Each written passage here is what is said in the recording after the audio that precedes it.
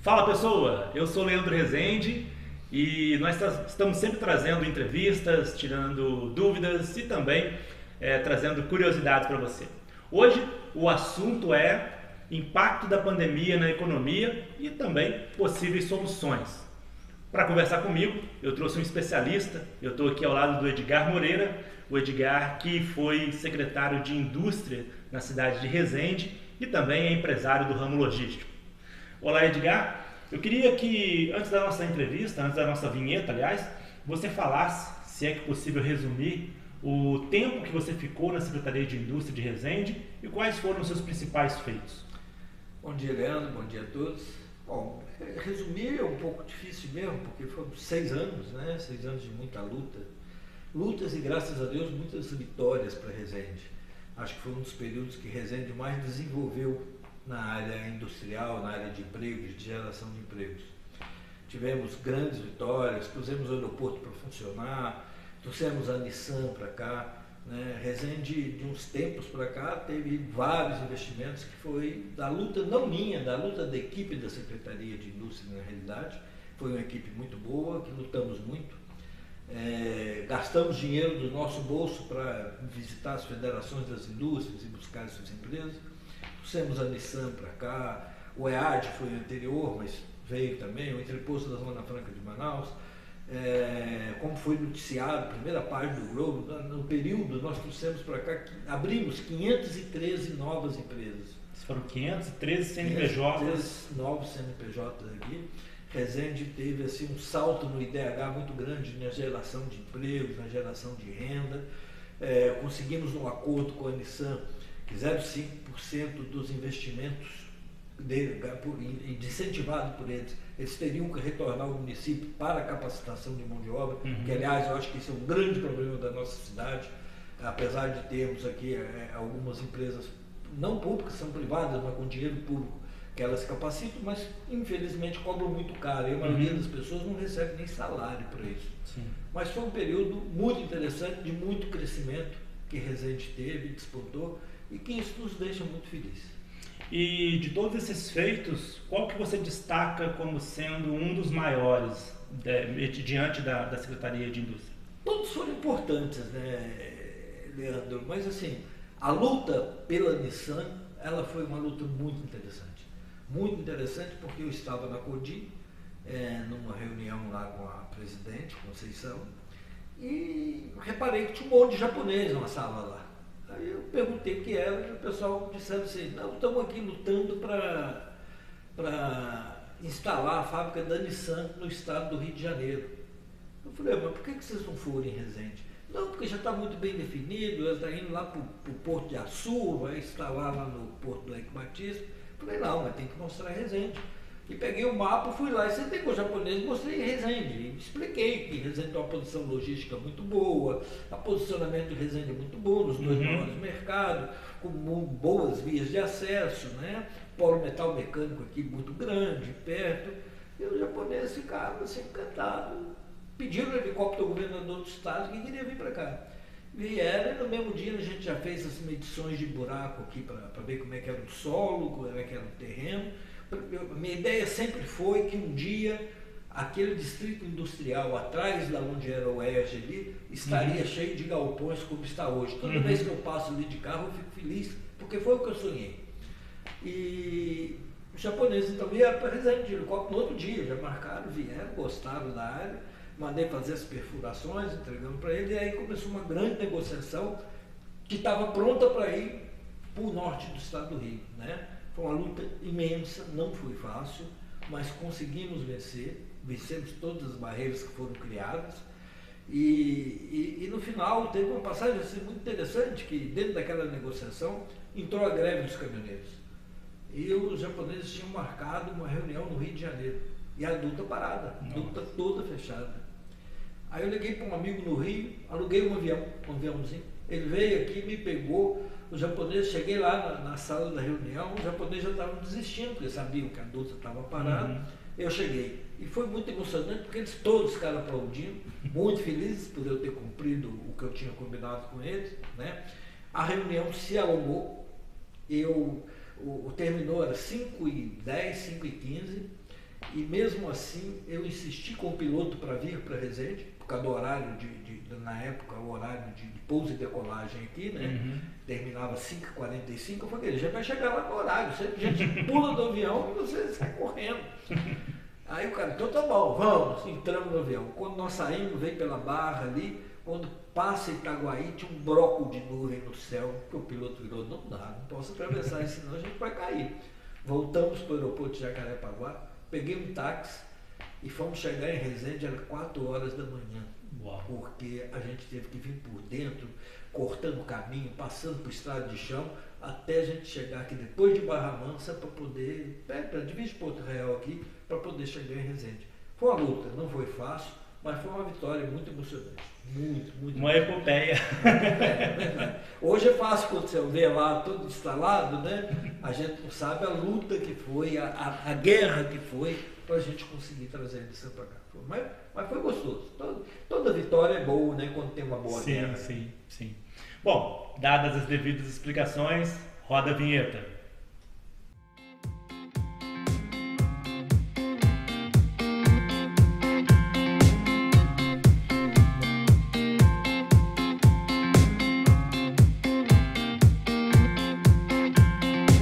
Muito bem, estamos de volta. Estou aqui com o Edgar Moreira. Nós estamos falando sobre o impacto da pandemia na economia. Não só na cidade de Resende, onde nós estamos gravando, mas também em todo o Brasil. Edgar, na sua opinião, você que é do ramo de logística, você que já foi secretário de indústria, qual o impacto dessa pandemia, não só na cidade de Resende, onde nós estamos, mas no estado, no Brasil? Você acha que essa pandemia, que não tem previsão para acabar, você acha que ela vai impactar o quanto na economia do país? Bom, Leandro, é uma coisa triste, séria, muito complicada, porque não é brincadeira, não é uma gripezinha, é uma coisa muito séria. A gente está vendo aí, existia aquela teoria primeira de que era só os velhos, só pessoas acima de 60 anos. Hoje a gente está vendo que não é isso, né? Muito complicado. Tem um sistema de saúde que, apesar de eu achar que é um dos melhores do mundo, gratuito, né? Nós temos problema de administração. A gente vê hoje Resende, fala assim, tem menos de 50% dos leitos ocupados, UTI. O interessante não é você saber qual percentual que está ocupado, é quanto que tem de aparelho, quanto que tem de UTI. E é o problema de Resende, é o problema do Estado, é o problema do Brasil todo. E o que assusta nisso tudo, na questão da economia, é que essa é a maior crise econômica dos últimos 100 anos. Nós estamos com um problema muito sério. Alguns segmentos praticamente acabou, definhou. Né? O setor de eventos, por exemplo, está parado desde março, não tem previsão de voltar. Eventos, as companhias aéreas, turismo, quer dizer, a indústria, né? Virou um problema muito complexo, muito assustador mesmo, né? Nós precisamos de ter algumas ações e até de elogio também, né? Tiveram algumas ações do governo federal agora, que foi a desoneração da folha, esse contrato de renovação onde as empresas podem demitir não, faz acordo com os empregados, suspende o contrato de trabalho por um período e o governo mantém parte 70% do salário garantido. Isso é uma solução muito interessante, que se está ruim, se não tivesse isso, seria muito pior. Né? E com isso também o governo também deixa de arrecadar muito, né? O governo, os municípios, o Estado deixando de arrecadar, na verdade é uma coisa muito complexa, né? Entra toda uma cadeia sendo prejudicada, muito prejudicada. Parece que nós teríamos, esse ano, um aumento, né, na questão do crescimento entre 2% e 2,5%. E parece que vai ficar em menos 5%, né? Se ficar em menos 5%, eu acho que está ótimo. Porque nós viemos um período de crescimento pífio, quase zero, né? Eu vi algumas pessoas batendo palma que a inflação caiu, estava abaixo de zero. Eu falei assim, mas que inocência, isso é um problema muito sério. Abaixo de zero é recessão. Recessão é quando as pessoas deixam de comprar. Deixam de comprar porque está muito caro ou porque falta dinheiro, falta emprego. Né? Então o problema é que nós passamos 2 meses de recessão, coisas coisa muito complicada, e nós vivemos um momento muito delicado da economia, muito delicado mesmo, e precisamos de criar mais soluções. Turismo parou, você vê, o mercado está parado. Né? E é interessante que mercados, bares, os bares principalmente, que abrem, restaurante, estão abrindo e não tem cliente, porque as pessoas estão com medo de ir à rua, e com medo por toda a razão. E além das pessoas com medo, você tem aquelas pessoas que realmente não têm dinheiro, porque pararam, né? Não tem, o mercado parou, não tem emprego, não tem nada. E as pessoas estão fazendo o quê? Eu vou comprar só o essencial. Ninguém sai comprando supérfluo, né? Tiveram alguns segmentos que não sentiram muito, que foi os supermercados. Sim. Porque as pessoas deixaram de comer na rua, passaram a comprar no supermercado e levar alimento para casa. Sim. Né? E o transporte.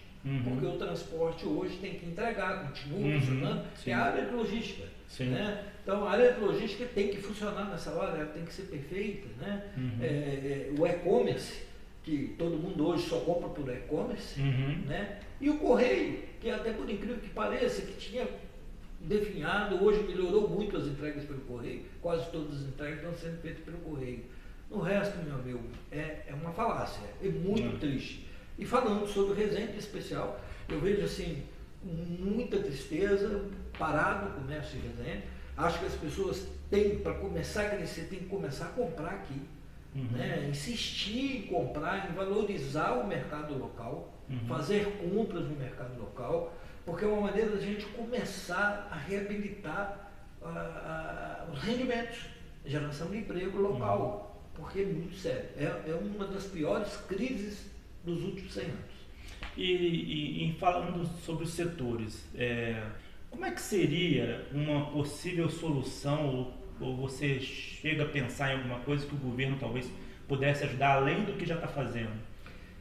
Olha, a reforma tributária é primordial localmente, estadual, federal, nacional, porque hoje não dá mais para continuar essa guerra fiscal. Né? O brasileiro parece que trabalha 4 meses só para pagar imposto, né? 4 a 5 meses só para pagar imposto. Exatamente.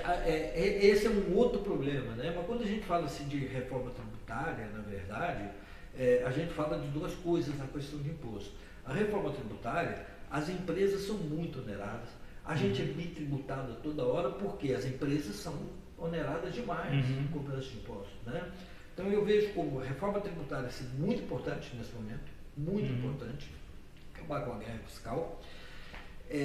Nessa reforma tributária, focar na desoneração da folha de pagamento, da folha de trabalho, porque nós vivemos num país em que uma empresa, para gerar emprego para uma pessoa qualquer, ela é tributada 100%. Então, cada funcionário custa 100% a mais do salário dele. Para quem não entende, se um funcionário ele recebe R$1.000 de salário, na realidade ele custa para a empresa R$2.000. Isso é um absurdo. E isso tudo para a gente sustentar uma máquina muito cara. Essa máquina governamental é muito cara, muito cara. Então você tem salários muito altos dentro do nível federal, de empregados federais, né?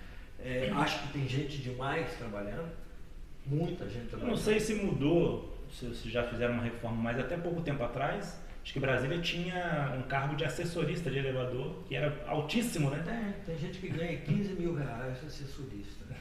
Eu não sou contra ganhar bem, não.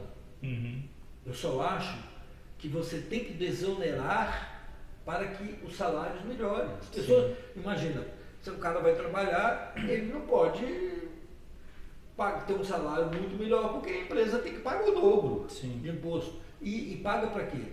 Para sustentar uma ação governamental, os 3 poderes, de uma maneira geral, aonde custa muito alto. Eu vi na última eleição um candidato falando, e acho que tem razão, que a máquina governamental custa mais caro que a realeza da Inglaterra. Isso é um absurdo. Exatamente. Isso é um absurdo. Eu acho que qualquer governo, municipal, estadual e federal, tem que funcionar como empresa, tem que ter resultado, tem que ter gestor. O que você paga de imposto. Você quer ver uma coisa que eu acho absurdo? Plano de saúde. Primeira coisa, eu acho que nenhum cidadão que paga uma carga tributária como se paga nesse país, ele precisa ter plano de saúde particular. Até porque o maior plano de saúde, né, que nós temos é o SUS, né? O SUS deveria funcionar. O SUS é um dos sistemas mais perfeitos do mundo. O sistema gratuito mais perfeito do mundo. Você vai nos Estados Unidos, se você adoecer e não tiver emprego, não tiver trabalho, você está ferrado, você morre. Né? Um que talvez seja um pouco mais parecido com o nosso, mas não tão efetivo e tão sério, é o da Inglaterra. Mas, infelizmente, há falta de gestão. E, além disso, os problemas de corrupção, que se usa com a máquina da saúde para desvio de dinheiro público, que é criminoso. Para mim, isso é um absurdo. Onde há desvio de dinheiro público, a pessoa devia de viver prisão perpétua. Não devia ter prisão em segunda instância, não. Em primeira instância, comprovou, vai preso. Isso é um absurdo. Mas o que acontece? Você, além de ter um SUS que funciona, existe a má gestão dos governantes, e você vive numa tristeza muito grande, porque você paga... Se a pessoa, assim, olha só que absurdo, a pessoa faz 60 anos, ela começa a ter um plano de saúde muito mais caro. Sim. Ela pagou 50 anos de plano de saúde, aí depois dos 60 ela não pode mais ter plano de saúde, porque ela começa... Quer dizer, isso é uma visão extrema. E é quando praticamente o salário cai bastante, né? O salário cai, vive de aposentadoria e o plano de saúde. Quer dizer, e eu fico sem entender o que essas agências do governo fazem. Você acha que na economia, né, a gente tem ouvido muito o ministro falar sobre a questão da privatização das estatais. Você acha que isso seria uma solução para essa retomada da economia? Olha só, eu acho que o governo tem que gerir como empresa, mas ela não pode ser uma empresa, ela não pode ser sócia de negócios. Então, tem alguns segmentos que eu acho que é obrigação do governo. Tem segmentos que é do governo. O que, por exemplo? Educação, escola pública tem que ser do governo, escola pública com eficiência, professores bem remunerados, é obrigação do governo. Saúde é obrigação do governo, é extremamente obrigação do governo. Telecomunicação tem que ser do governo, porque eu falo isso aí em questão de segurança nacional. Questão de segurança nacional. Né? E são segmentos básicos. Você vê uma outra coisa.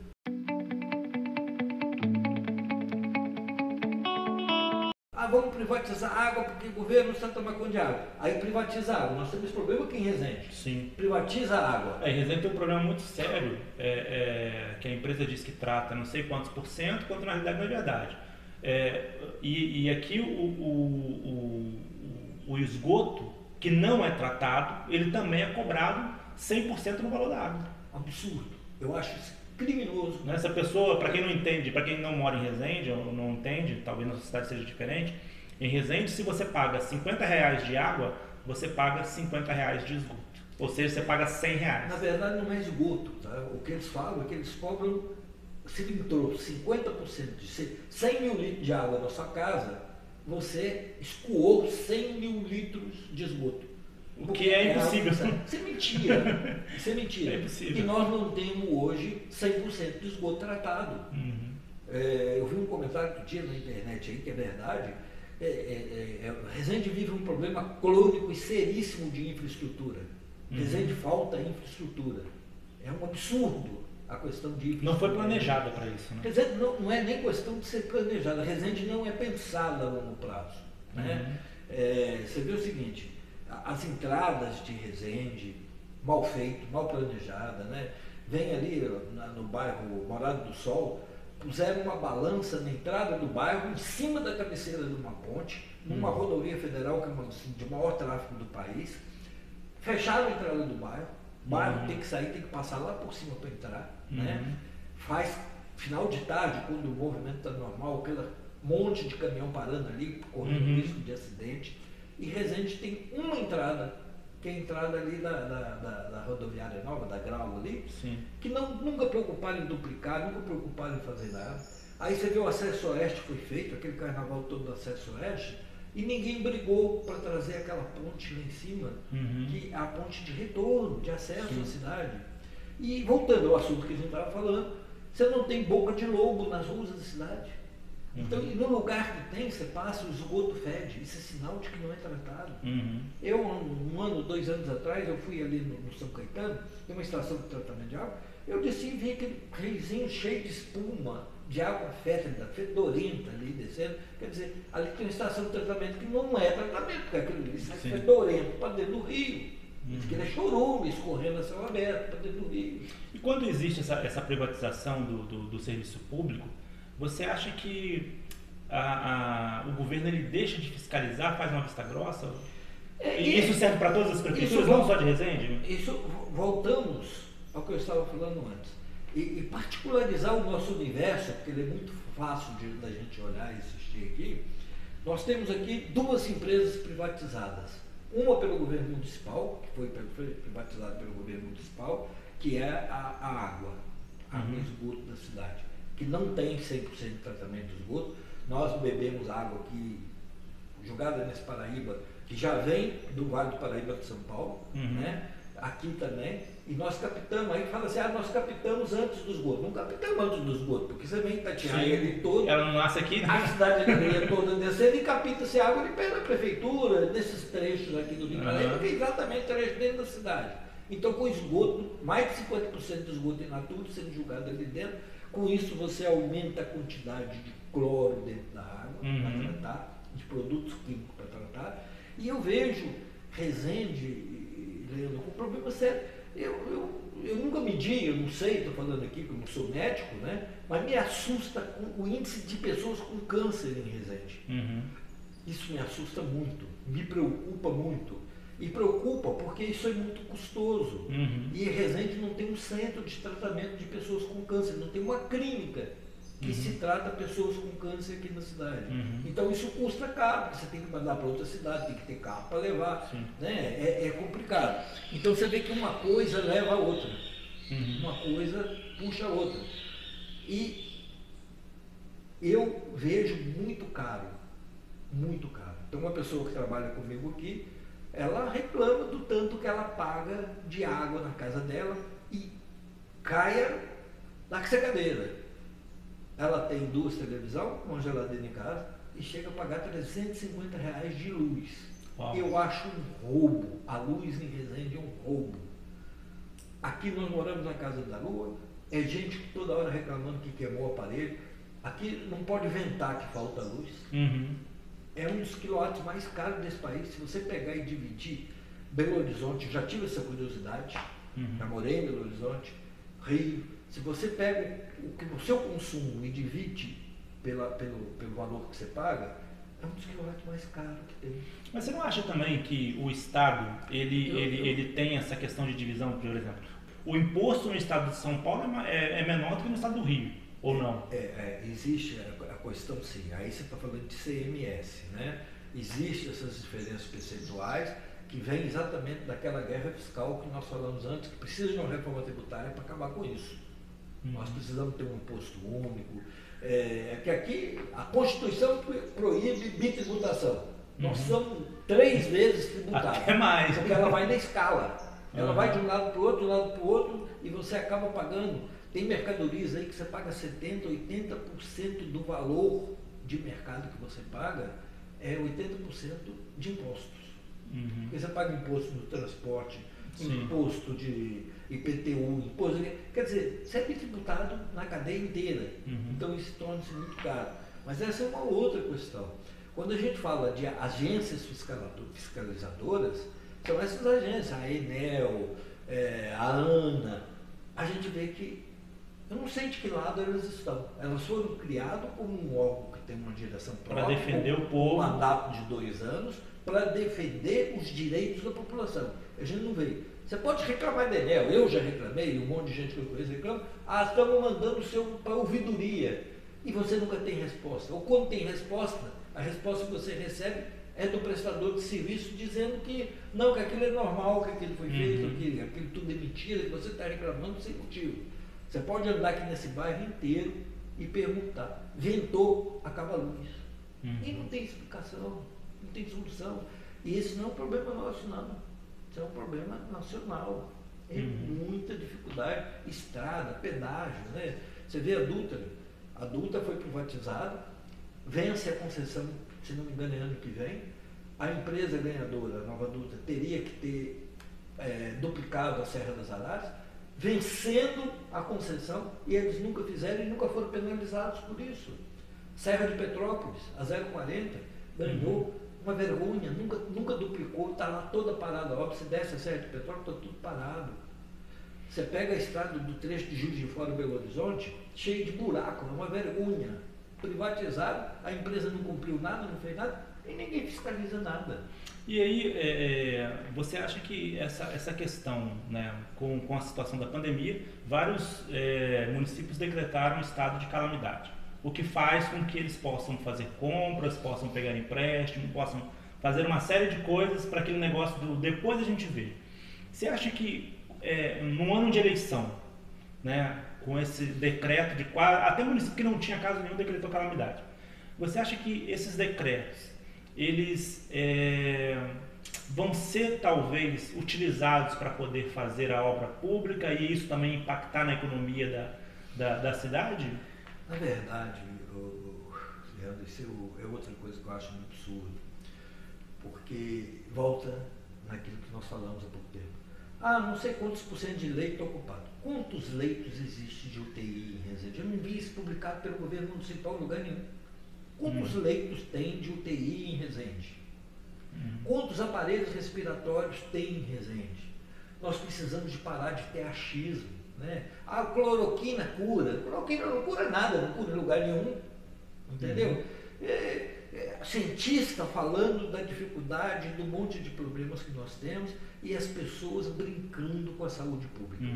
Brincando literalmente com a saúde pública. Quando não é brincadeira com a saúde pública, é a má gestão da coisa pública. É criando decretos para poder comprar sem licitação. Nós estamos num período de eleição, onde infelizmente a maioria da população não tem acesso à informação e ao que está acontecendo e sendo feito, e muita coisa sendo desviada. Nós estamos com o exemplo aí do Rio de Janeiro, do Amazonas, do Ceará, do Rio Grande do Norte, da Bahia. É isso. É o que nós estamos falando. Eu acho que isso aí é crime, que não deveria ter nem segunda instância para ser julgado. Primeira instância comprovou prisão e prisão perpétua. Porque isso para mim é assassinato em massa. Porque, veja bem, enquanto o cara desvia ou compra um respirador que custa 47 mil por 180 mil, são vidas que estão morrendo dentro do hospital. São vidas se perdendo. Isso é assassinato. O cara que faz isso, ele está mandando assassinar as pessoas. E isso não tem que ter perdão. Isso não tem que ter nenhum questionamento.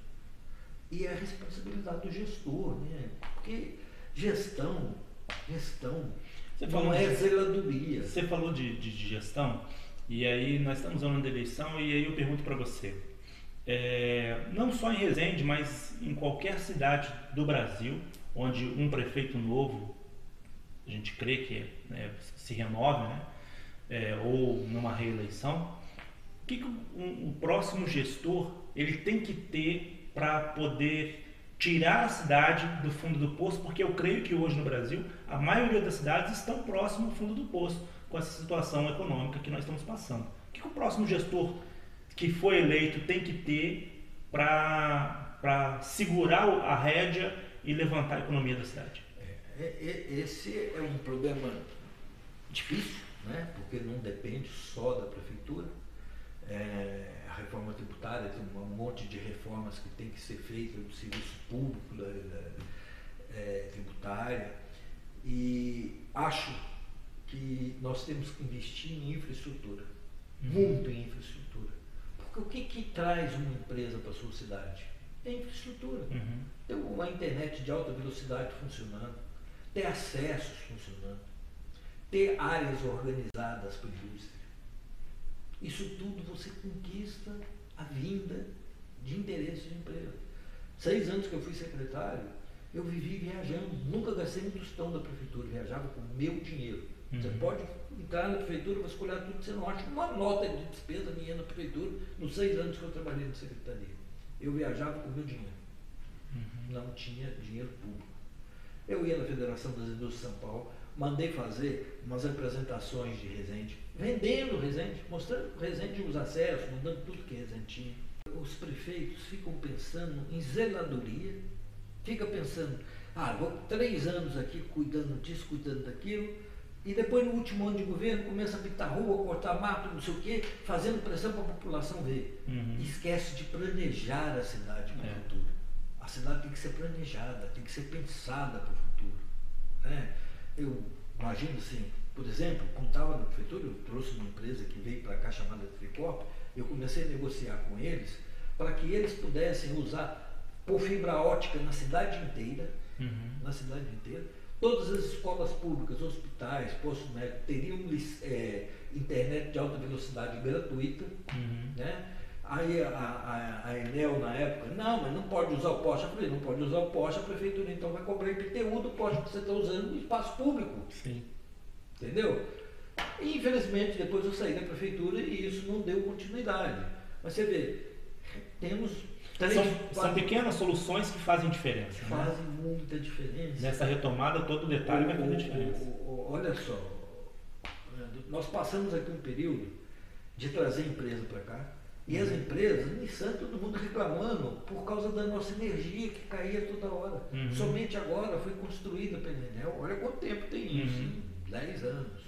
10 anos. Foi construída agora uma outra estação de energia para poder melhorar a energia das indústrias. Porque, olha o prejuízo, isso queima aparelho, isso destrói todo o setor de produção, separa uma linha de produção. Então é um negócio terrível que não pode acontecer desse jeito. Sim. E essas parcerias público-privadas, qual o teu pensamento na relação da retomada da economia? A parceria público-privada funciona? É uma grande saída. É uma das melhores saídas. Não adianta você pensar, principalmente nessa questão hoje. Já funcionava antes e vai funcionar muito mais. A cidade tem que ser pensada assim. Porque o que acontece? Você hoje não tem dinheiro público para investimento. Então você tem que procurar o parceiro privado para que ele possa investir na cidade, fazer as melhorias de infraestrutura na cidade com parceria público-privada. É a solução, é uma grande solução. Legal. Quer falar mais uma coisa, Edgar? Não.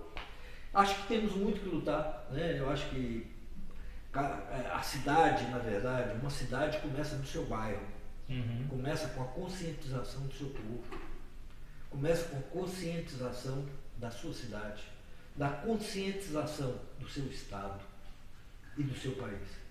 E essa é a união que nós temos que ter para que possamos criar uma grande cidade, um grande país, um grande estado, com um pensamento positivo, não desistir jamais e acreditar que tem responsabilidade com a gente mesmo, começar no nosso bairro para que a gente possa realmente conquistar e melhorar esse país. Eu acredito muito no nosso país, acho que nosso país tem tudo para crescer. Eu tive um exemplo há muitos anos, eu era moleque, eu vi o governador de Minas, Tancredo Neves, falando para um prefeito que estava numa sala, eu era menino. Eu vi ele falar assim, doutor, esse país tem tudo para ser o maior país do mundo. O problema é que nós políticos criamos amarras nesse país. É como se tivesse um grande trator desses fora do estado, cheio de cabo de aço amarrado numa imensa pedra. O dia que a gente conseguir desatar esses nós, esse país ninguém segura. Hoje eu tenho a capacidade de entender isso, eu sei quais são esses átomos, esses nós. Então nós precisamos, os políticos precisam desatar esses nós, amar mais este país, amar mais o seu estado, mais a sua cidade, para que a gente possa efetivamente começar no nosso bairro, na nossa cidade, a construir, a renovar esse país. Edgar, antes de nós terminarmos, eu queria que você deixasse um recado para aquela pessoa, aquele empresário. Eu tenho visto alguns vídeos de empresários que estão realmente quebrando, empresários que estão pensando em desistir do seu negócio, empresários que conseguem aguentar mais um pouquinho, mas não conseguem ver uma luz no fim do túnel. Você, com sua experiência, né, no ramo de logística, como empresário, o que você tem a dizer, né, como um recado final para essas pessoas que estão bravamente resistindo a esse tempo, né, da economia que nós vivemos? Bom, tem que continuar lutando, porque isso vai passar, a pandemia vai acabar. E só sobrevive quem realmente tem vontade de sobreviver. As soluções estão acontecendo, né? Está tendo essas soluções do governo federal de aceitar essas renegociações de contrato, de contrato de trabalho, né? De estar assumindo responsabilidade do parte desse salário. Agora esse decreto que permite que as pessoas demitidas voltem a trabalhar a partir de 90 dias. Tem que acreditar nesse país, acreditar na ciência, porque a ciência, olha, nunca houve um movimento unificado tão grande no mundo, de todos os cientistas procurando uma solução de uma vacina. Vai ser a vacina com o menor tempo do mundo. Sim. Vai ser criada. Vamos lutar, vamos acreditar, e a população acredite no seu negócio local. Invista no seu negócio local. Compre localmente. Compra do pequeno. Porque é assim que nós vamos começar a criar a solução do nosso bairro, da nossa cidade, para que a gente possa fazer um estado grande e um país grande. E votar com responsabilidade também, porque é muito importante.